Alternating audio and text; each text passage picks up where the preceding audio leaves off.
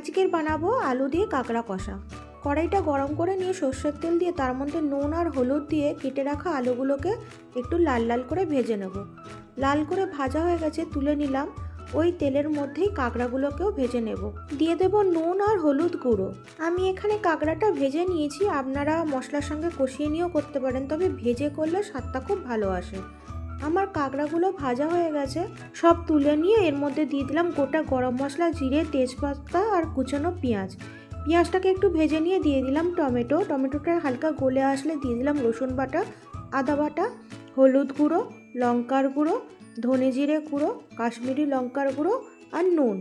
এইসব মশলাগুলোকে ভালো করে কষিয়ে নিয়ে এর মধ্যে দিয়ে দিলাম ভেজে রাখা আলুগুলোকে মশলার সাথে কষানো হয়ে গেছে। এবার দিয়ে দিলাম ভেজে রাখা কাঁকড়াগুলোকেও মশলার সঙ্গে মিশিয়ে নিয়ে এবার দিয়ে দিলাম অল্প একটু গরম জল। জলটা ফুটে গেলে সব কিছু